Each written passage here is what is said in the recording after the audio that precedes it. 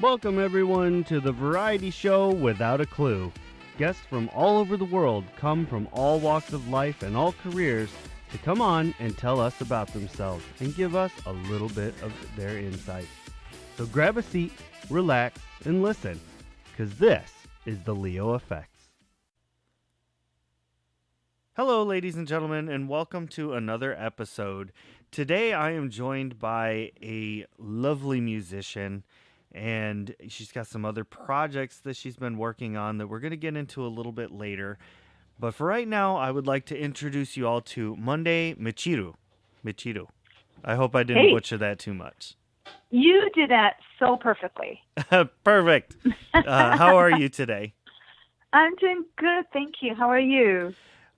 I am getting ready for the cold days ahead in upstate New York. Oh, oh man, listen, I know you're way upstate from me, but still, it's getting cold out here too. So yeah, I hear you. Well, make sure to bundle up and stay warm. So I've got you on the show because you're pretty much the first real musician that I've had, but I'm not going to dwell totally on that. I would definitely like to talk about that. But can Okay. you let the listeners know, what you have put out and why you're, well, in my opinion, why you're famous?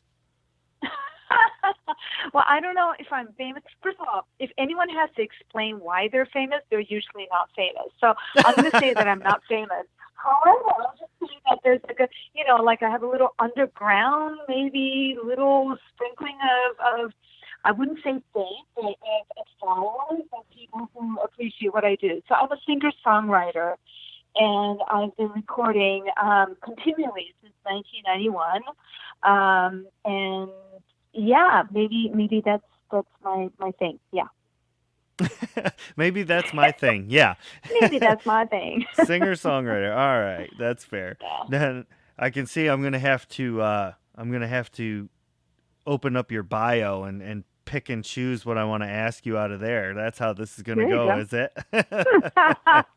Well, I mean, I am a singer songwriter. That's really my main thing, and I've done other things, to accentuate the career, if you will. But the main core of what I do is I'm a singer songwriter. Right. Yeah. And so what kind of music do you sing?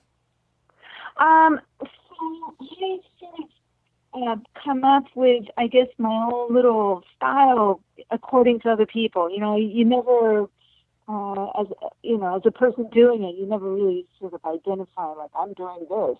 At least I don't, anyway. But Mhm. other people have said, oh, you've got like a certain thing which is sort of jazz but not jazz, and it's soul but not soul, and it's Brazilian but not Brazilian, and it's so it's sort of a mishmash, and I just sort of like. There's the phrase of being a gender fluid. I'm genre fluid. There you go. There It's you it's go. your Hey. genre is Monday. There you go. Thank you very much. Yes. So let's talk about that a little bit, if we could. I kind of want to Okay. touch on that because I wondered about it, and in your bio talks about it a little bit, but I want everybody to hear it straight from your mouth. So your name is a amalgamation from what I can see. It's Yeah. it's Monday Michiru Mariano, right?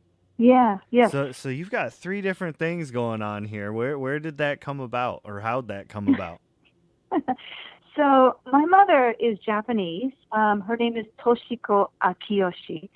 And in 1956, she came from Japan to America, Boston specifically, to be the first Japanese, not just woman, but just first Japanese to attend the Berkeley School of Music, which, as we all know, is now the jazz sort of mecca, Yeah. education place. So she was the first person. And in 1956, they just decided that they, as in Berkeley, wanted to do like a thing where they invited students who were probably already professional in their own countries, but from all over the world to come and study jazz in the homeland in America and in Berkeley. And then eventually, they would be sort of the ambassadors of jazz and go back to their country to spread the word of jazz. So, she was the chosen one from Japan. My father, his name is Charlie Mariano. He's already passed away, going on the 10th year next year. That's cool. We all get old and we all die, but it happens. Anyhow, he actually was one of the founders of the Schillinger House in Boston, which was essentially a bunch of musicians, jazz musicians, who wanted to come up with like sort of a school of improv. Like let's teach the young ones how to improv. And let them learn what jazz is about. And that morphed into what became Berkeley. So in essence, you can say that he's one of the founders of Berkeley. So he was actually one of the teachers and professors and already sort of a well-known name in the jazz world. So, and my mother being, a student and coming there, their paths met, and well, I'm sort of the product. So, so you have Mariano is the last name. Monday was the day that I was born, and Michiru became my middle name because my mother thought, you know what, I just have to give her a Japanese name to give her a Japanese identity. So I see. That's my name. Yeah. That's cool. Yeah. Wow. Well, Yeah. that's nice. I like it.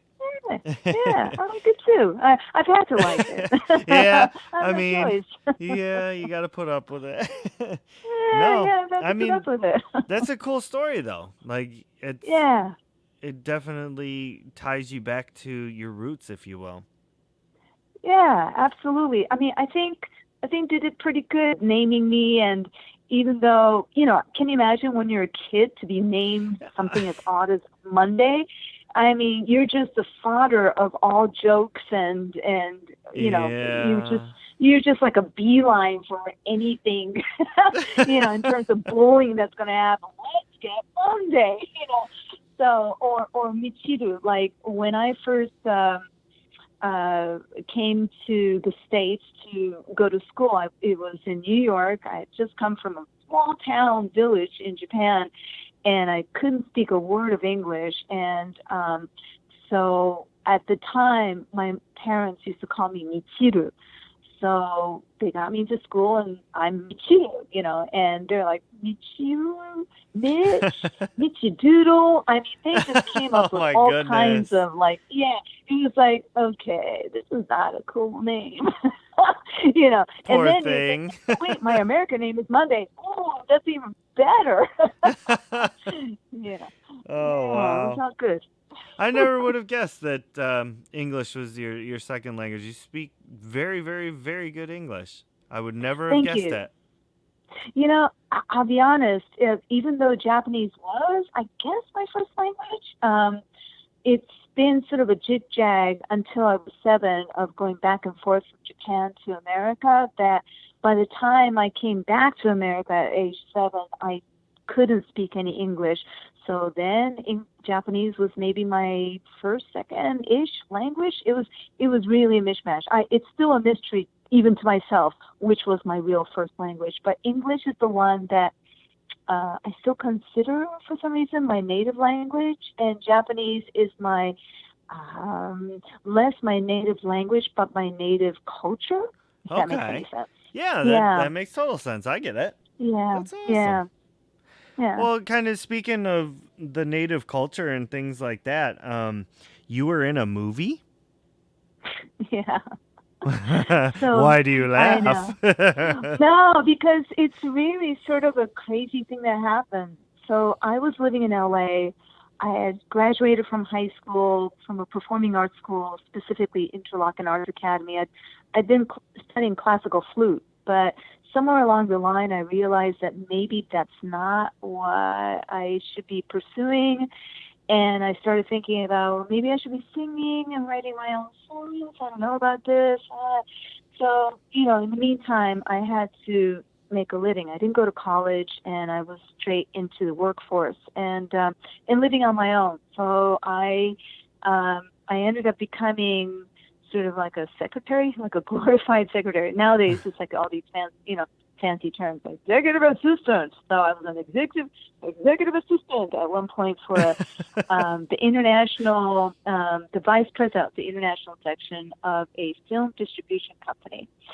So while I was there, we had, of course, clients from all over the world, and amongst them were the Japanese. So they would come in and, hey, I can speak Japanese. So I would use my little, Japanese to them, and they were delighted. It's like, oh, you're so sweet, and blah. So one day they invited me out to dinner. They were like, we're in town. We'd love for you to join us. There's a few people who came with us from Japan. You might enjoy meeting them, blah, blah. Okay, great. So I went, and one of the people that were there was a really famous lyricist from Japan, and she was cajoled by the people who had invited me, saying, "Hey, maybe someone that Michiru-chan can beat in Japan. She wants to be a singer and songwriter." So she actually ended up taking my demo and photograph back to Japan, and sort of looked around for me, and lo and behold, I ended up getting contacted by someone about a movie. And the director of the movie always used people who aren't actors. He always chose people who were closest to the character that he was portraying in the film. And in this particular film, it was the role, the lead role happened to be a an opera singer. So he was looking for a singer, and he had already gone down the route of all the opera singers he could possibly get his hands Oh my on in gosh. Japan. And he couldn't find anybody, and it had to be Japanese. I'm half Japanese, and I'm Japanese looking enough that I, sort of fulfilled his need. So he sort of, said, "Hey, you want to do the film?" And I'm like, "Hey, this is sort of interesting." So I ended up taking the offer, doing it, moving to Japan, and yeah, that was my first film, and it ended up getting me, Best New Actress award. So it propelled me into this whole world of acting that I hadn't anticipated. That's cool. That's really fun. I wouldn't. I couldn't imagine. Just right place, right time kind of thing, I guess. It really is. It really is. And that could have been also being at the wrong place at the wrong time too. I mean, it could have easily been.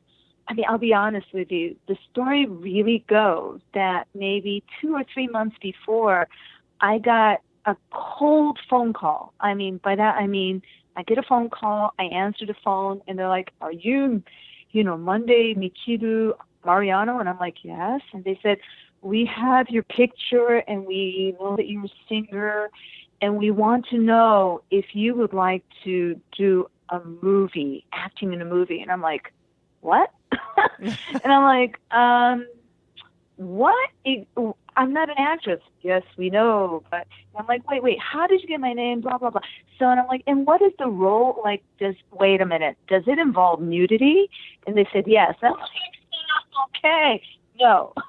Because back then, you're talking about the mid-'80s, half Japanese were sort of getting into the entertainment field, but they still weren't really embraced by the Japanese as serious people. I know that sounds terrible, but they were more entertainment, and they look good, being that they're not completely Japanese. So the exoticism of the other, whatever they're mixed with, would be sort of like, ooh, but they weren't really embraced by the public and whatnot. So Yeah.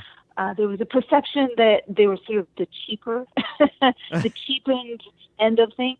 So I didn't want to fall into that. And when they said that there was nudity involved, I thought, no, I don't think so. So by the time that I had the contact with this lyricist, and she went back, and then I got the phone call, and then it sounded a little bit more serious. And I'm like, I feel like I've gotten this phone call before. Did you guys contact me before? And they said yes. And I'm like, wait, but I heard there's nudity involved. And they said, no. There is nudity involved, but it's sort of part of the storyline, and it's not like it's a porn film or it's like this, racy R-rated art film. It's actually there's a reason for this. So when I went to Japan to audition for the part, and I met the director, and I saw the seriousness of what he does, and I insisted I've got to see his former films because I don't know him, and so they showed me a few of his films, and I left the screening room in tears because what he made was so beautiful that I thought, oh, I now get it, and I really want to be a part of this, even though I don't know if I can act. Even though I'm not an actor, I have to be a part of this. What he makes is so artful, and so the integrity was there. So yeah, that's when I realized that I had to do it. That's cool. Yeah. I mean, you're right. That could be taken That either could have way. gone really bad. Yeah, Absolutely. but I consider you lucky. That was, in my opinion, that was right place, right time. So yeah, absolutely. now I just gotta figure out where to find it. Can I tell you, my boyfriend keeps asking, like, how come I haven't seen this film? Well, because this was in the 80s and we didn't have DVDs. And nothing was online. No one is interested in a movie from 1987 that was so underground that's going to be, online. Oh, So, you would be surprised. Good luck find it. I bet. I bet. Oh, jeez. Well, kind of segueing into my next little questions here, talking about underground and things like that. I see that you were a DJ at some point. I was, yeah. So, when I moved to Japan in 1987, I was, as far as I was concerned, I was leaving America, and I was going to a place, a country that, even though I'm half Japanese and I understood the language and everything, it was still like not as cool as America in my eyes, Mm-hmm. So at that time, I was really diving into the underground music. Like, I'm super into the whole new wave thing, and I was on, this is in the 80s. I don't know how old you are, Ray. I suspect you're far younger than me. So this is probably like something that is very foreign to you. But back then, we used to like try and get into, if you were into any kind of subculture, which means it's not the mainstream, it's not what you're going to see on TV and whatever.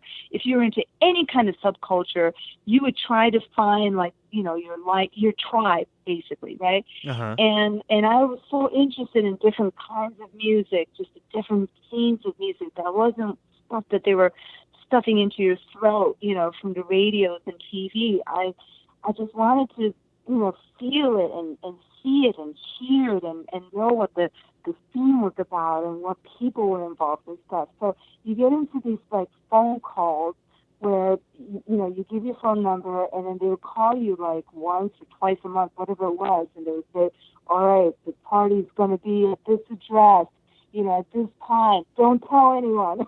Oh my and gosh. You would show up, and it was usually like these run down or like not even with any electricity, and they would bring their own generators, to provide their electricity. But to these places downtown in LA, which back then was just a bunch of warehouses or, abandoned buildings and stuff, and then suddenly it would be transformed overnight into a club, and you would hear like the coolest music and stuff that you just didn't hear anywhere else. So I just wanted to get in on that and hear what that was about and just hear stuff, So when I moved to Japan, I was so thirsty for whatever was going on in the underground that I started to go to this place that conveniently was right across the street from where I lived in Tokyo for the first 2 years. It was this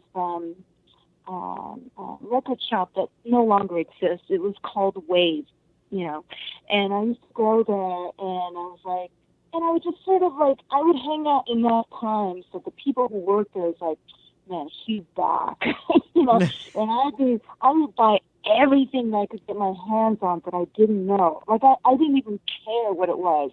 It's like I just wanted to, like, ooh, this is like African stuff. We couldn't get this in LA. And ooh, this is like stuff from Yemen. Wow, what's this country about? What's this woman about that's on this cover? Like, I was just getting my hands on this stuff that I've never seen before. I've never been exposed to before.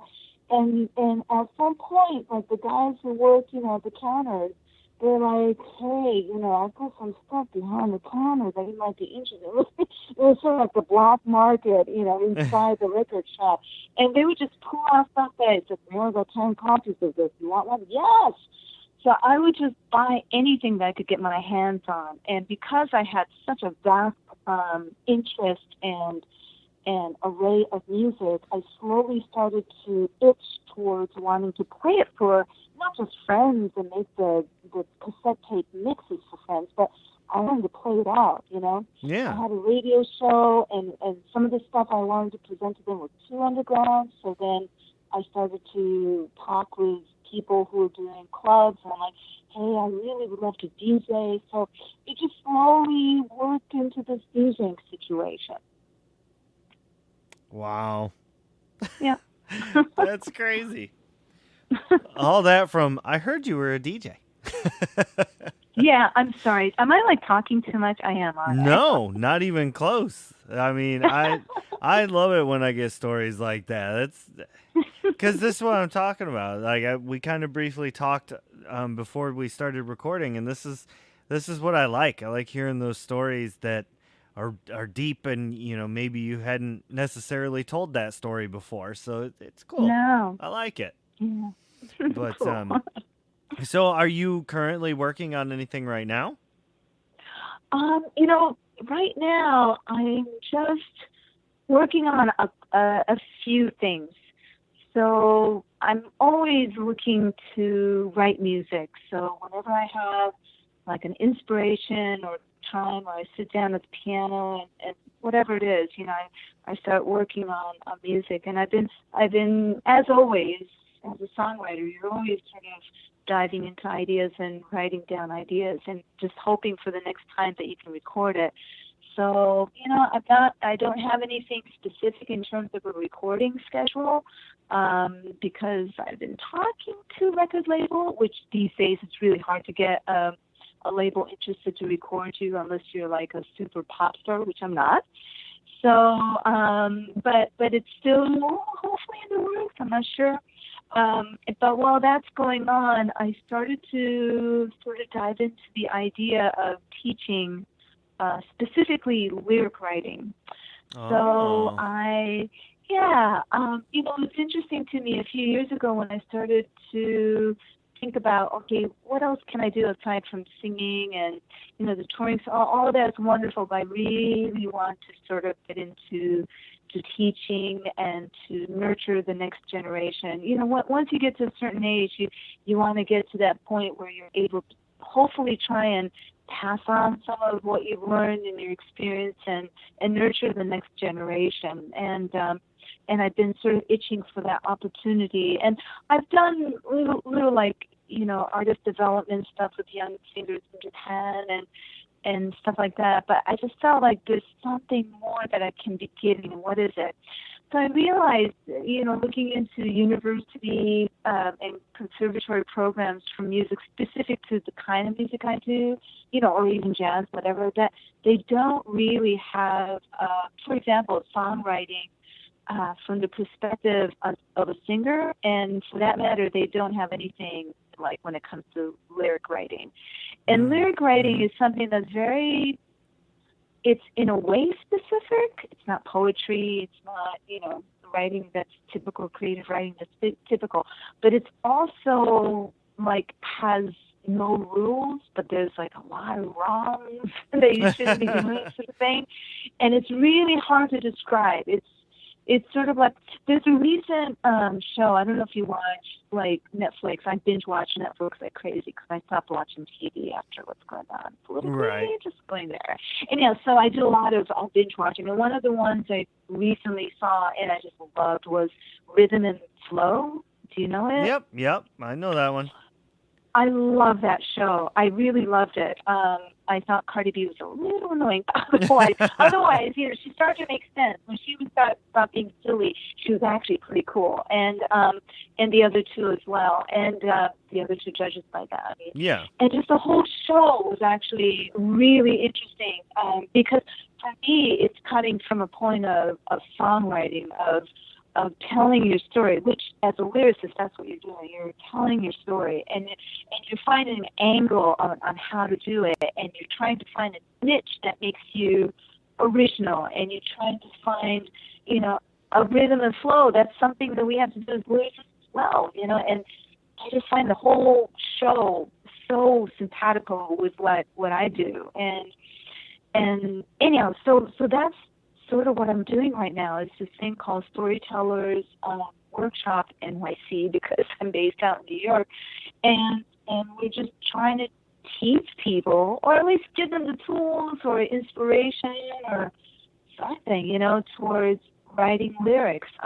And I guess because I was based in Japan for so long, so far all of my students are Japanese. Oh. So that's sort of fun. Yeah, it's like, okay, and how good is your English? And some of them it's great, and some of them it's not so good. And there's that added hump of a handicap that I got to overcome. But it's all good. It's something that I really love to nurture, because it's the thing I learned long ago is that when you start to teach or when you start to try and explain things to people, you have to dissect, analyze, and understand what it is that you're doing in order to be able to explain it to other people. So I learn a lot in the process.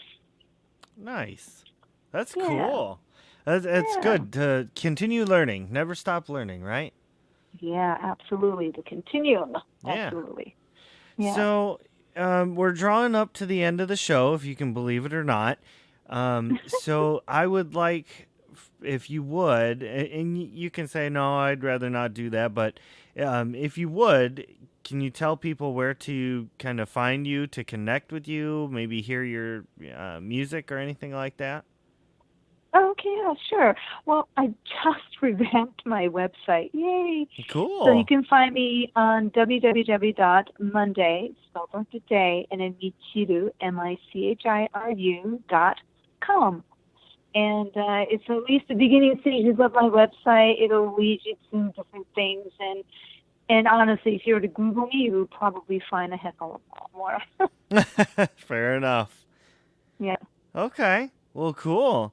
I just want to say thank you so much, Monday, for coming on the show. We've been trying to do this for a while, had some hiccups with scheduling, but I'm glad that it finally happened. Thank you so much, Ray. You're a joy. I love hearing your voice. You're such a nice and sweet person. Thanks so much. Thank you. I appreciate that. And good guests make for good interviews. That's how it goes. I'm only as good as my guests. So thank you again very much. Thank you. And thank you to all the listeners out there tuning in to hear our crazy voices and these crazy interviews. I appreciate you as well.